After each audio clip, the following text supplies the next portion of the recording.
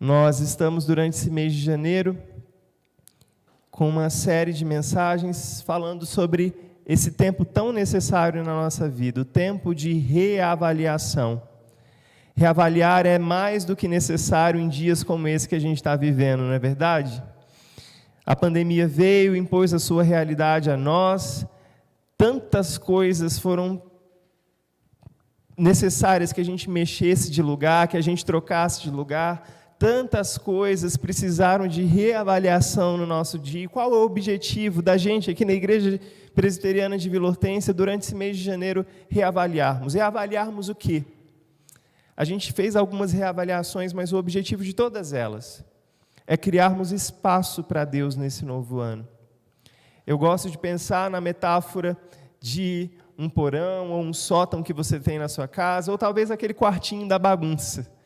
Você vai colocando tralhas ali, coisas que você não está usando tanto, e de repente, quando você abre aquele negócio, parece que vai engolir você. Tem coisa que você não faz ideia que estava lá, coisa que você achava que já tinha dado para alguém, que você tinha perdido, ou que tinha jogado fora. De repente você olha, aquele quartinho da bagunça está com aquele objeto que você achou que já tinha se desfeito dele.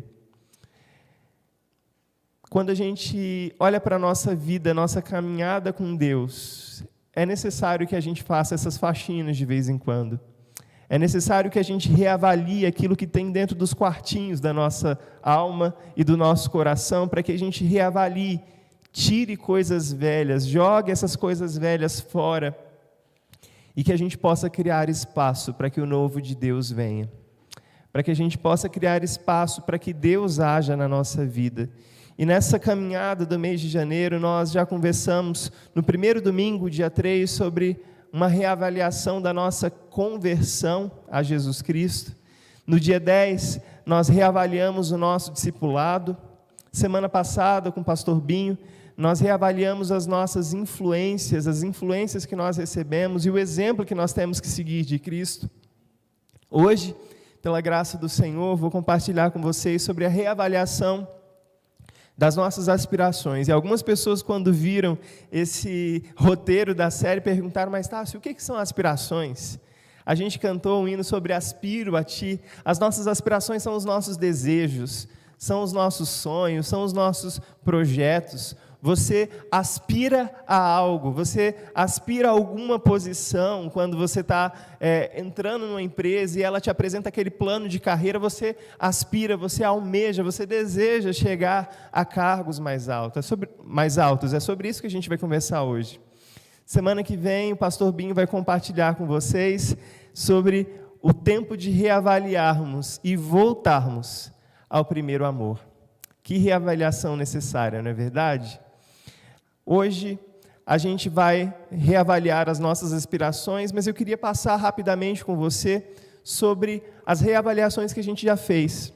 No primeiro domingo, nós reavaliamos a nossa conversão e descobrimos que a conversão, mais do que um ponto de chegada na vida do cristão, é um ponto de partida na nossa jornada. E aí, a pergunta que ficou para a nossa reavaliação é: quais são as áreas da nossa vida que precisam ainda de conversão? Quais áreas da sua vida precisam ser submetidas ao senhorio de Cristo? Quais áreas da sua vida você ainda não converteu a Cristo? No segundo domingo, reavaliando o discipulado, nós vimos que o discipulado tem um alto custo para nós que somos discípulos de Jesus. E esse alto custo é estarmos dispostos a abandonar tudo, tomar a nossa cruz e seguirmos Jesus no caminho do Calvário. E nesse seguimento de Jesus, indo atrás dele, passo a passo, na caminhada até a nossa cruz, a cruz que nós também carregamos, nós precisamos viver de modo que crie nas pessoas o desejo de seguirem pelo mesmo caminho. É algo tão difícil você ver o Cristo ensanguentado no caminho do Calvário e desejar trilhar o mesmo caminho que ele, um caminho de dor, um caminho de sofrimento. A vida do discípulo de Jesus precisa ser assim, essa vida que cria nos outros o desejo de seguir o crucificado. Na semana passada, vimos com o pastor Binho que reavaliar as influências, as nossas influências, é entendermos que o propósito de Deus, o propósito final de Deus é nos tornar semelhantes a Cristo. E Deus faz isso enchendo-nos do seu Espírito. Em outras palavras, a conversão é de natureza trinitária. Pai, Filho e Espírito Santo trabalham juntos para nos converter todos os dias. Esses foram os princípios que a gente já viu nessa série, e a gente caminhou todas as semanas com a frase do Stanley Jones, que fala sobre essa necessidade de reavaliarmos a nossa conversão. Stanley Jones diz que a lei da vida é a conversão. Todas as coisas na nossa vida estão debaixo desse processo de conversão. A vida no planeta está baseada sobre a conversão. Aqueles que dizem que não creem na conversão, na verdade não creem na vida, pois a vida não só depende da conversão, mas ela é uma conversão. E o Stanley Jones conclui dizendo que onde existe vida, existe conversão. Onde não existe vida, não existe conversão. Hoje é dia de convertermos, de reavaliarmos os nossos desejos. Seus desejos, seus sonhos, seus projetos, seus planos estão convertidos a Jesus? A gente vai ver isso hoje. Para isso eu te convido a abrir a sua Bíblia e ficar com sua Bíblia aberta, porque nós vamos voltar várias vezes nesse texto e examinar quase todos os versículos do capítulo 57 do profeta Isaías.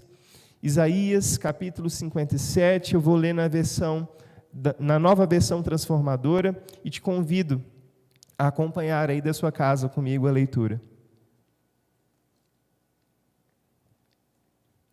Isaías 57, a palavra do Senhor diz assim: o justo perece, e o fiel muitas vezes morre cedo, mas ninguém parece se importar, nem se perguntar por quê. Ninguém parece entender que Deus os poupa do mal que virá. Pois quem anda por caminhos íntegros descansará em paz quando morrer. Mas vocês, filhos de feiticeiras, venham cá. Aproximem-se, filhos de adúlteros e de prostitutas. De quem vocês zombam, fazendo caretas e mostrando a língua? Vocês são filhos de pecadores e de mentirosos. Adoram seus ídolos com ardente paixão, debaixo dos carvalhos e de toda árvore verdejante. Sacrificam os filhos de vocês nos vales, entre as rochas dos desfiladeiros. Seus deuses são as pedras lisas nos vales. Vocês os adoram com ofertas derramadas e ofertas de cereais. Eles, e não eu, são sua herança. Pensam que tudo isso me agrada? Vocês cometeram adultério em todos os montes altos. Ali adoraram seus ídolos e foram infiéis a mim. Puseram símbolos pagãos nos batentes e atrás das portas. Abandonaram-me e foram para a cama com esses deuses detestáveis. Comprometeram-se com eles e gostam de olhar seus corpos nus. Foram até Moloque com óleo de azeite e muitos perfumes, e enviaram para longe seus mensageiros, até mesmo ao mundo dos mortos, o Sheol. Cansaram-se de tanto procurar, mas nunca desistiram. O desejo de vocês renovou suas forças, de modo que não ficaram exaustos. Vocês temem esses ídolos? Eles os apavoram? Foi por isso que mentiram para mim e se esqueceram de mim e de minhas palavras? Foi por causa do meu longo silêncio que deixaram de me temer? Mostrarei a todos essas suas boas obras, nenhuma delas os ajudará. Vejamos se seus ídolos os salvarão quando clamarem por socorro. Até um sopro de vento é capaz de derrubá-los. Basta alguém respirar sobre eles para que tombem. Mas quem confia em mim, herdará a terra e possuirá meu santo monte. Deus diz: preparem o caminho, tirem do meio da estrada as rochas e as pedras para que meu povo passe. O alto e sublime, o que vive na eternidade, o santo diz: habito nos lugares altos e santos, e também com os de coração e espírito oprimido e humilde. Dou um novo ânimo aos abatidos e coragem aos de coração arrependido. Porque não lutarei contra vocês para sempre, nem ficarei eternamente irado. Se o fizesse, todos morreriam, sim, todos os seres que eu criei. Por causa da cobiça do meu povo, fiquei furioso e os castiguei. Afastei-me deles, mas continuaram a seguir seu caminho obstinado. Tenho visto o que fazem, mas ainda assim irei curá-los. Eu os guiarei, consolarei os que choram. Porém, em seus lábios palavras de louvor, que eles tenham muita paz, tanto os que estão perto como os que estão longe, diz o Senhor que os cura. Os perversos, porém, são como um mar agitado que nunca se aquieta e revolve lama e sujeira sem parar. Para os perversos não há paz, diz o meu Deus. Feche seus olhos, vamos orar mais uma vez?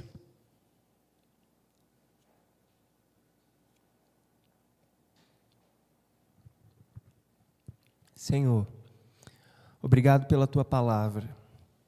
Obrigado porque ela é dada a nós como um presente. Nós te agradecemos também por outro presente que o Senhor nos deu, que é o Teu Espírito Santo, que fala nos nossos corações, que traz vida a essas palavras dentro de nós e nos ajuda a entendermos, a reconhecermos as nossas falhas e pecados e a buscarmos conserto contigo diante daquilo que a Tua palavra nos apresenta. Por isso, nessa hora, Deus, humildemente, eu te peço, a despeito das minhas falhas, a despeito dos meus pecados, tem misericórdia de mim, tem misericórdia dos meus irmãos, que Teu Espírito fale, que o Teu Espírito traga sopro de vida sobre cada casa, sobre cada pessoa aqui hoje, e que no nome de Jesus, a Tua palavra que saiu da Tua boca não volte vazia, que ela seja como flecha certeira nos nossos corações, gerando em nós a transformação tão necessária. É o que nós te pedimos em nome de Jesus, Teu Filho, por quem oramos e agradecemos. Amém. Irmãos, que texto de Isaías, que fala hoje sobre os nossos desejos. Existe uma série que está no catálogo do Netflix, que é um serviço de streaming, começou em 2006, a série tem um nome bem sugestivo, o nome dela é Lúcifer. É como se o próprio Satanás, o diabo, o príncipe das trevas, tirasse umas férias de lá do inferno e viesse tirar férias numa cidade chamada Cidade dos Anjos, Los Angeles, lá na Califórnia, nos Estados Unidos.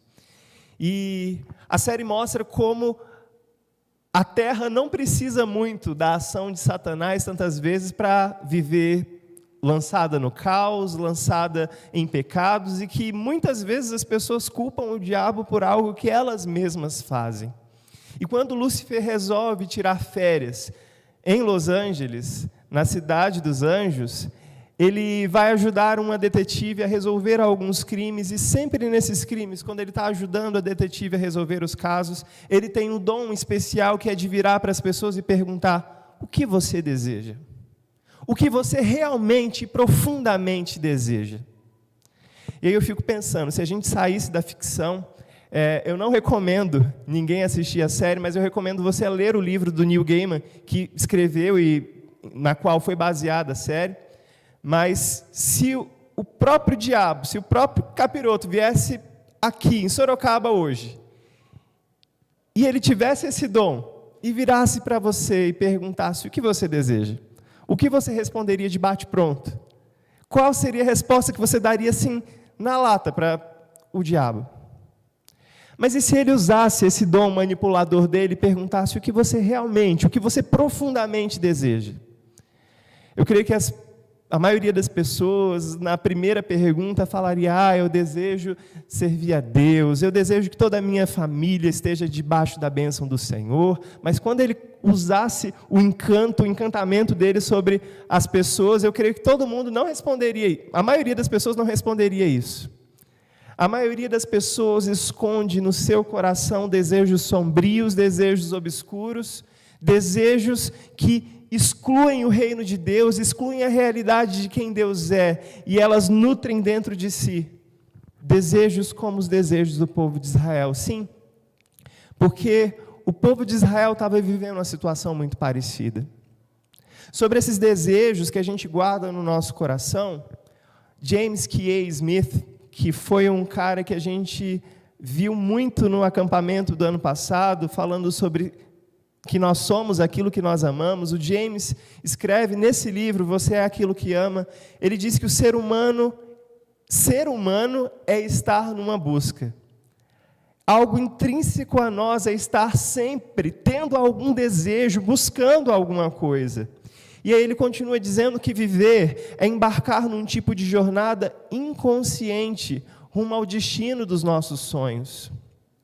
E ele diz que você não pode deixar de apostar a sua vida em algo. Você não pode deixar de estar voltado a algo, de estar voltado para alguma direção. O James diz que todos nós vivemos inclinados em uma direção, empenhados em chegar ao lugar pelo qual ansiamos. E ele completa: ser humano, poderíamos dizer, é desejar o reino, algum reino. Irmãos, por que nós precisamos reavaliar as nossas aspirações? Por que eu e você precisamos reavaliar aquilo que nós desejamos, aquilo que nós realmente, profundamente desejamos? Porque ser humano é intrínseco à nossa humanidade, estar numa busca. Você hoje está buscando algo. Você agora está buscando algum reino. E que reino você está buscando? Que reino você está procurando?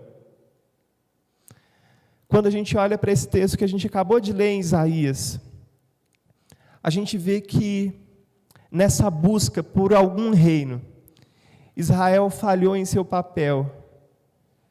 Israel, ao falhar no seu papel, se tornou tão perverso quanto as nações ao seu redor.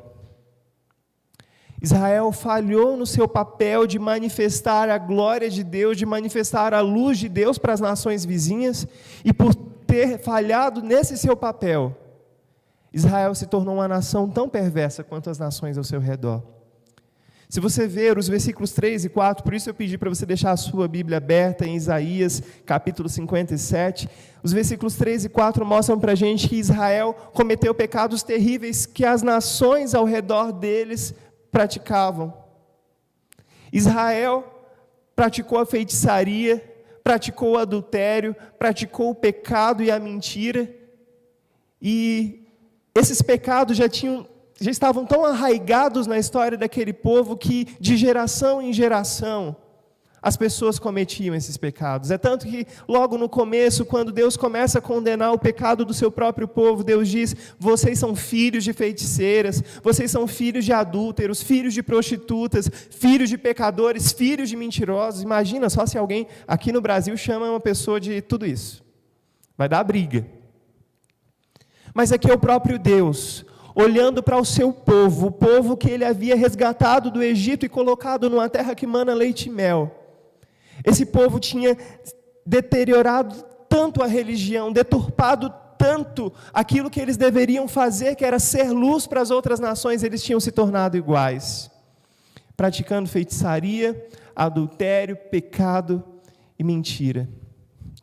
Israel falhou em seu papel, se tornando tão perverso quanto as outras nações, também adorando apaixonadamente os ídolos, traindo o Senhor, construindo altares para esses ídolos, abandonando o compromisso que eles tinham com Deus, à medida que eles se tornavam cada vez mais comprometidos com os deuses que eles criavam. Os versículos 5 a 8 retratam bem isso.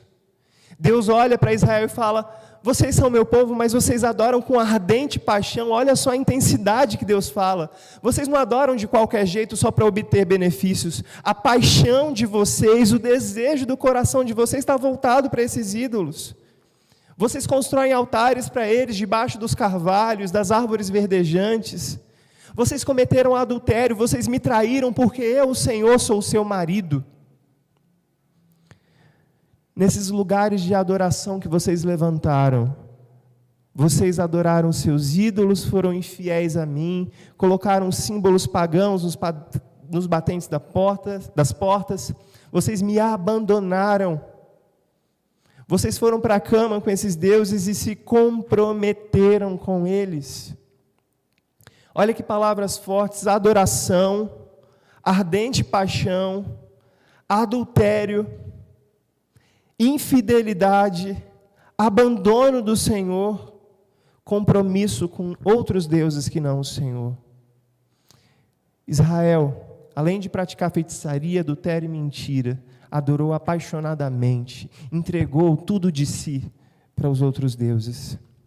Israel falhou em seu papel, se tornando tão perverso como as nações ao redor, também entregando a esses falsos deuses as suas oferendas.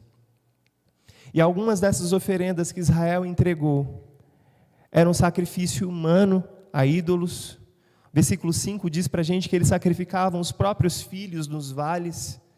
No meio das rochas e dos desfiladeiros, eles sacrificavam os filhos a esses falsos deuses. O versículo 6 conta para a gente que outro tipo de oferta que eles davam era tirarem as ofertas que eram para ser dadas ao Senhor e davam para esses outros ídolos. Vocês adoram esses ídolos com ofertas derramadas e ofertas de cereais. Sim, porque na instituição da lei levítica, o povo de Israel deveria oferecer as suas ofertas derramadas e as suas ofertas de cereais ao Senhor. Eles tiravam do templo do Senhor e levavam para os seus ídolos. Israel falhou também no seu papel, se tornando tão perverso quanto as nações ao seu redor, fazendo representações divinas, quebrando o segundo mandamento, fazendo para si imagens de escultura, usando símbolos pagãos como amuletos em suas casas. Os versículos 6 e 8 dizem isso para a gente, que eles adoravam as pedras lisas que se encontravam nos vales, eles colocavam símbolos pagãos nos batentes, atrás das portas de casa. Outro pecado que Israel cometeu, falhando no seu papel, Israel foi adúltero e lascivo. Eles abandonaram o Senhor, o versículo 8 conta, e foram para a cama com esses outros deuses, com esses deuses detestáveis. Olha que linguagem forte e gráfica o Senhor usa. Vocês, meu povo, foram para a cama com os deuses de vocês, que vocês criaram para vocês mesmos. E vocês se comprometeram com esses deuses a tal ponto de desejarem, de gostarem, de ficar olhando para o corpo nu desses deuses. Deus está condenando aqui, através do profeta Isaías, o adultério e a lascívia, o desejo sexual desenfreado. Israel falhou no seu papel, se tornando tão perverso quanto as nações ao seu redor, desejando prosperidade financeira a qualquer custo. Se você olhar na sua Bíblia o versículo 9, você vai ver que Deus diz para Israel: vocês foram até Moloque, com óleo, com azeite e com muitos perfumes. Moloque era um deus pagão das nações que viviam ali ao redor de Israel. E você tem aí na sua tela a representação desse deus, que tinha forma humana, mas com a cabeça de boi. E dentro da barriga desse Moloque havia um forno muito grande. E esse forno, as pessoas levavam seus filhos, seus bebês, suas criancinhas, para serem sacrificadas na barriga desse Deus em troca de bênçãos financeiras, de bênçãos e prosperidade. Deus está falando: vocês deixaram a mim, o Deus da aliança, o Deus de vocês, o Deus que tem vocês como próprio filho, e deram os seus filhos a esse Deus. Em troca de quê? De dinheiro, de prosperidade financeira. Uma outra condenação que Deus traz através de Isaías é que Israel falhou em seu papel. E Israel se tornou tão perverso quanto as outras nações, porque Israel também começou a praticar a necromancia, a arte de consultar os mortos. Versículo 9 diz que vocês enviaram para longe os seus mensageiros e até mesmo ao mundo dos mortos. Vocês queriam saber o que estava acontecendo por lá. Quando a gente olha para esse cenário, parece que está tudo tão distante da gente, não é verdade? Mas como o personagem da série Lúcifer, se nós perguntássemos sinceramente para nós mesmos hoje, o que você profundamente deseja hoje? Qual seria a nossa resposta? Por que nós precisamos reavaliar as nossas aspirações? Nós precisamos reavaliar as nossas aspirações, em primeiro lugar, porque Israel falhou em revelar a justiça de Deus para as nações, se tornando ela mesma uma nação injusta e perversa. Mas assim como Israel, hoje, eu e você também falhamos o nosso papel de revelar o caráter de Deus, o caráter justo de Deus para o mundo. E hoje eu e você também, tantas vezes temos nos tornado tão perversos quanto o mundo. Nós falhamos o nosso papel e nos tornamos tão mal quanto o mundo ao nosso redor. Israel praticou a feitiçaria, mas hoje existem tantas formas, tantas feitiçarias modernas, para as quais às vezes a gente acaba se entregando. São patuás, são amuletos, e tantas vezes nós nos relacionamos com um Deus vivo e verdadeiro de maneira supersticiosa. Tantas vezes nós achamos que por oferecermos uma oferenda a Deus, Ele vai ter que nos dar algo em troca, quando nós estamos anulando o sacrifício de Cristo fazendo isso. Mas não apenas a feitiçaria, adultério e mentira são pecados, infelizmente, muito comuns no nosso meio, mais comuns do que se imagina. Há 15 anos atrás foi feita uma pesquisa nos Estados Unidos e os índices de divórcio entre cristãos e não cristãos eram muito similares. Eu creio que se essa mesma pesquisa for feita hoje aqui no Brasil, a gente vai encontrar uma realidade muito parecida. Divórcio entre cristãos e não cristãos vai ser algo muito parecido. O adultério, a mentira, a forma como cristãos trabalham nos seus negócios. Às vezes existem não cristãos que dão muito melhor exemplo do que nós cristãos. Nós falhamos no nosso papel e acabamos nos tornando tão maus quanto o mundo à nossa volta. Mas nós não apenas praticamos a feitiçaria moderna, não apenas praticamos o adultério e a mentira. Nós também, tantas vezes, temos adorado apaixonadamente os ídolos modernos. Dinheiro, sexo, poder. Tantas vezes nós traímos o Senhor construindo altares a esses nossos ídolos. Nós abandonamos o compromisso com o Senhor à medida em que nos tornamos cada vez mais comprometidos e apaixonados por esses ídolos que nós criamos a nós mesmos. Todos os dias, nós entregamos as nossas oferendas no altar dos deuses, sacrificamos a nossa família, sacrificamos os nossos filhos no altar do sucesso financeiro. Quantas pessoas já sacrificaram a sua família, tempo com a sua família, para poder ganhar um pouco mais? Quantas pessoas sacrificaram os seus filhos no altar do sucesso acadêmico, obrigam os filhos a estudarem mais do que uma criança deveria, porque o filho tem que ser o melhor na escola?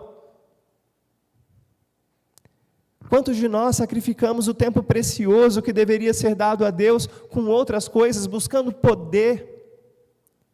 Porque quando existe a condenação, vocês deram para esses outros deuses aquilo que deveria ser dado ao Senhor, as ofertas de cereais, as ofertas derramadas. Se a gente for transpor para o dia de hoje, o nosso tempo é essa oferta derramada diante do Senhor, que tantas vezes a gente dá para outros deuses. O sucesso, o poder, o conforto. Nós falhamos em nosso papel e acabamos nos tornando tão maus quanto o mundo ao nosso redor. Porque hoje nós não temos mais um Deus Moloque, diante do qual nós nos prostramos ou prestamos sacrifícios. Mas nós fazemos as nossas próprias representações divinas, dos nossos ídolos da música, nossos ídolos do cinema. São políticos, são pessoas famosas, pessoas de causas humanitárias. Tantas vezes a gente defende com unhas e dentes pessoas indefensáveis.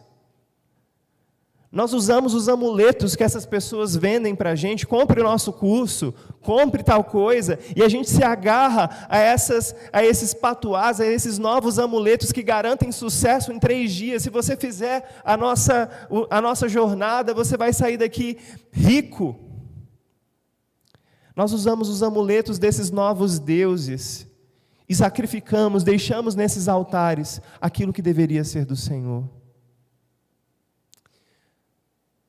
Nós falhamos no nosso papel e acabamos nos tornando tão maus quanto o mundo ao nosso redor. Porque temos dificuldade em reconhecer isso, mas nós também somos adúlteros e lascivos. Nós somos a geração que possui, ao alcance da mão, um altar do sexo. Nós somos a geração que tem na sua música e na sua cultura popular músicas que idolatram o corpo, um corpo despido, um corpo nu. Nós temos na nossa cultura cinema que exalta a lascívia, relações não naturais, um cinema, uma TV que exalta relações não conjugais. As nossas músicas, os nossos filmes sempre possuem apelo ao culto ao sexo, ao culto ao corpo. E por conta disso, as nossas crianças são cada vez mais cedo expostas à realidade do sexo e crescem cada vez mais lascivas, com a mente poluída. Não apenas os filhos das trevas, os filhos do mundo, mas filhos da promessa acabam sendo expostos a essas realidades, porque nós temos falhado no nosso papel e acabamos nos tornando tão maus quanto o mundo à nossa volta. Por que nós devemos avaliar as nossas aspirações e os nossos desejos? O versículo 10 traz para a gente uma realidade, que quando a gente começa a buscar esses outros deuses, esses outros ídolos, a gente se cansa de tanto procurar, mas a gente nunca desiste. Mesmo cansados de procurar satisfação nesses deuses, a gente nunca desiste. O versículo 10 diz por que a gente nunca desiste. Porque o desejo por mais desses falsos deuses, desses falsos ídolos, o desejo renova as nossas forças, de modo que a gente não fica exausto de sacrificar muito da nossa vida, muito da nossa família, muito do nosso tempo diante dos altares desses deuses. Onde estão os seus desejos? O que você realmente, profundamente deseja? Qual reino você tem buscado? Sim, porque se você não tem buscado o reino de Deus, algum reino você tem buscado. Em Jeremias, no capítulo 2, versículo 13, o profeta, ao condenar esse mesmo pecado da nação de Israel, ele diz que o povo do Senhor cometeu 2 crimes. O primeiro era terem abandonado o Senhor, a fonte de águas vivas, a fonte de satisfação e de alegria, a fonte para a qual as aspirações do povo de Deus deveriam estar voltadas. O povo do Senhor abandonou essa fonte e cavou cisternas rotas, cisternas rachadas, que não retêm água. Você busca e não se cansa de buscar, por quê? Porque o desejo seu por essas cisternas rotas, essas cisternas que não retêm água, mantém você buscando cada vez mais, sem nunca encontrar aquilo que você está procurando. O convite do Senhor para nós é que nós voltemos o nosso olhar para Ele. No meio do cenário de Israel, que por buscarem ídolos aquilo que eles deveriam buscar no Senhor, o resultado de tudo isso é que o povo de Israel foi para o exílio. Isaías está profetizando aqui para um povo no exílio. E lá, longe de Jerusalém, longe dos cânticos do Senhor no templo, Israel estava vivendo um tempo muito parecido que a gente está vivendo agora. A gente não pode celebrar nesse espaço físico. Longe do Senhor, o Senhor os conclamou a reavaliarem, a reconsiderarem os seus caminhos, a olharem esses deuses e esses altares que eles mesmos construíram e os convidar a uma volta a Ele mesmo. Apesar do pecado do povo, apesar de Israel ter falhado em demonstrar a santidade do Senhor para as nações ao redor, apesar de eu e você hoje falharmos tantas vezes em demonstrar a nossa fidelidade ao Senhor e revelarmos a esse mundo a identidade de Deus, apesar de nós, Deus demonstra o seu amor leal ao seu povo. É o que a gente vê aqui no texto de Isaías. A primeira forma como Deus demonstra amor leal ao seu povo é desmascarando os ídolos. Todos esses ídolos que nós colocamos no nosso coração precisam ser destronados, mas antes eles precisam ser desmascarados. E o versículo 13, Deus fala através de Isaías para o povo: vejam se esses ídolos que vocês criaram para vocês os salvarão quando vocês clamarem por socorro. Eles não têm poder. Deus está desmascarando os ídolos. E Deus diz até mesmo um sopro até um ventinho é capaz de derrubá-los, basta alguém respirar sobre esses deuses para que eles tombem. Eles são de mentira. Deus demonstra um amor leal ao seu povo, mesmo em meio ao pecado, mesmo em meio às suas falhas, as minhas e as suas falhas. Deus demonstra o seu amor leal a nós, desmascarando os nossos ídolos. Essa segurança que você acha que o seu dinheiro te dá, é sopro. Basta um sopro, ela vai cair. Todo o poder, toda a glória desse mundo que os títulos acadêmicos podem te dar, são um sopro.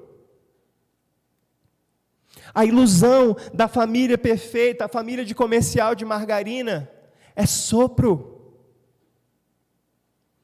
A ilusão de que você consegue dominar as pessoas é sopro.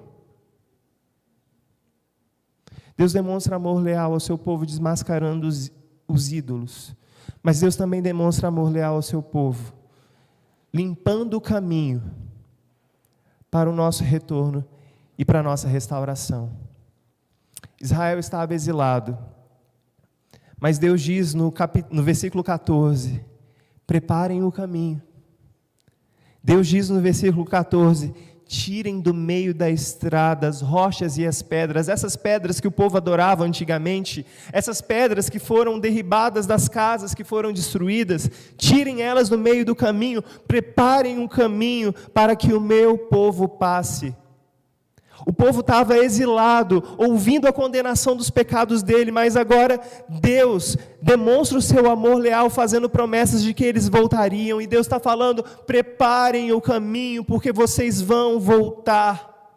Preparem o caminho, porque o meu povo há de passar por um caminho limpo, por um caminho novo. Meu irmão, minha irmã, se você se sente em exílio por causa dos seus pecados, a palavra do Senhor para você hoje é: prepare o caminho, porque o meu povo vai passar. Limpe a estrada, limpe as pedras, tire de dentro de você o entulho, para que você passe em vitória, em retorno à casa do Senhor, à comunhão com o Senhor, à terra onde o Senhor fala, à terra que o Senhor prometeu para você. E essa terra não é de possessões materiais, mas a terra da promessa, é a terra onde o relacionamento é restaurado com Deus, assim como era no Jardim do Éden. Deus demonstra amor leal ao seu povo, desmascarando os ídolos, limpando o caminho para o nosso retorno e restauração. Mas Deus também demonstra amor leal ao seu povo, nos mostrando quem Ele é. Versículo 15... O Senhor, o alto e sublime, que vive na eternidade, o santo diz: eu habito nos lugares altos e santos, e também com os de espírito oprimido e humilde. Os ídolos são imundos, mas o Senhor é o que vive na eternidade, que é santo. Os ídolos habitam nos vales, mas o Senhor é alto e sublime, e na eternidade está a sua morada. Ele habita nos lugares altos e santos. Mas apesar de toda essa glória, apesar de habitar lugares altos e santos, mais uma vez Ele promete, Ele nos mostra quem Ele é, dizendo que Ele também habita com o espírito oprimido e com o humilde. O que você realmente deseja? Se você identificou que você tem sacrificado muito da sua vida no altar de ídolos pagãos, o Senhor te convida hoje a desejá-lo acima de tudo. A ter esse coração humilde que diz: eu careço de Jesus mais do que tudo na minha vida. Esse Deus que habita num lugar alto e sublime, é o Deus que habita também com o espírito oprimido e humilde que diz: eu careço do Senhor. Deus demonstra o seu amor leal, nos mostrando quem Ele é, mas Ele também nos demonstra o seu amor leal, trazendo a justa medida de castigo e ao mesmo tempo derramando a sua misericórdia. Os versículos 15 a 18 contam para a gente que Deus disse para Israel: eu não vou lutar com vocês, eu nem vou ficar eternamente irado com vocês, porque se eu ficasse bravo com vocês, vocês morreriam instantaneamente, vocês não aguentam a minha ira. Porém, por causa da cobiça do meu povo, eu fiquei furioso e os castiguei. Israel estava no exílio por causa da cobiça deles. O Senhor enviou a justa medida de castigo para eles, o exílio. E o Senhor segue dizendo que se afastou deles, mas eles continuaram a seguir o seu caminho teimoso. Meus irmãos, Israel desfrutou, se é que a gente pode dizer desfrutou, Israel experimentou a justa medida do castigo do Senhor sobre a vida deles. Eles foram para o exílio. Nós, eu e você, merecíamos sobre a nossa cabeça a justa medida do castigo do Senhor. Porém, na cruz do Calvário, Deus se fez homem, Deus se fez humano, e ali a justa medida do castigo que eu e você merecíamos foi lançada sobre Jesus, e Jesus recebeu sobre ele as nossas dores, as nossas enfermidades, as nossas maldições, como o capítulo 53 de Isaías conta para a gente. Sobre Jesus estava a condenação, sobre Jesus estava a justa medida do castigo de Deus, porque esse era o castigo que hoje nos traz a paz, e esse castigo estava sobre ele, e pelas suas feridas, pelas suas pisaduras nós fomos sarados. Todos nós, Isaías 53 diz, andávamos desgarrados como ovelhas, e pense nessa imagem de Israel no exílio, desgarrado como ovelha, todos nós andávamos desgarrados, mas o Senhor fez cair as nossas iniquidades sobre Jesus, a justa medida do nosso castigo estava sobre Jesus, para que hoje nós pudéssemos desfrutar de paz, Deus demonstra o seu amor leal, trazendo a justa medida do seu castigo, mas ao mesmo tempo derramando misericórdia sobre nós. Deus disse: se eu derramasse toda a ira que eu tenho contra o pecado de vocês, vocês não aguentariam. Mas eu os castiguei, e em Jesus nós fomos castigados. E hoje o castigo dele nos traz paz. Depois de recebermos esse perdão, Deus demonstra o seu amor leal, fazendo para nós promessas, as promessas das quais Jesus era merecedor, não nós. Nós nos tornamos herdeiros dessas promessas. E Deus demonstra o seu amor nos fazendo essas promessas. A primeira promessa que ele faz é a promessa de uma herança. Versículo 13, mas quem confia em mim herdará a terra e possuirá o meu santo monte. O Salmo diz: quem subirá ao monte do Senhor? Só existe uma pessoa que pode subir no monte do Senhor, aquele que tem mãos limpas e coração puro. E olha só que promessa, aquele que confia em mim. Você não precisa ter mãos limpas e coração puro, você precisa confiar no sacrifício do Cordeiro, e você herdará a terra e herdará o monte santo do Senhor. O Senhor demonstra o seu amor leal, nos prometendo uma herança, mas Ele também nos faz a promessa de ânimo, coragem e perdão. Olha só o versículo 15. Deus diz: eu dou um novo ânimo aos abatidos, eu dou coragem aos de coração arrependido. Ele nos promete uma herança, mas Ele nos promete também ânimo, coragem e perdão. Se você tem um coração arrependido, o Senhor quer renovar o seu ânimo para esse ano de 2021. Se você está abatido, o Senhor quer te dar coragem para enfrentar as lutas do seu dia a dia. O Senhor demonstra o seu amor leal ao seu povo, fazendo promessas de uma herança, de ânimo, coragem e perdão. Mas o Senhor também promete, nos versículos 18 a 19, cura, direção, consolo, louvor e paz. Olha só o que esses versículos dizem. Tenho visto o que vocês fazem, mas ainda assim irei curá-los. Eu os guiarei, consolarei os que choram, porém em seus lábios palavras de louvor, que eles tenham muita paz, tanto os que estão perto como os que estão longe, diz o Senhor que os cura. O Senhor demonstra o seu amor leal a mim e a vocês, nos prometendo cura, nos prometendo direção, nos prometendo consolo, nos prometendo louvor e nos prometendo paz. A palavra aqui no hebraico para paz é shalom. Não é essa paz que a gente conhece como a ausência de guerra. Shalom é a paz completa. Eu estou bem por dentro, mas estou bem por fora também. Eu estou em paz com Deus, eu estou em paz com tudo ao meu redor. Essa é a promessa de Deus.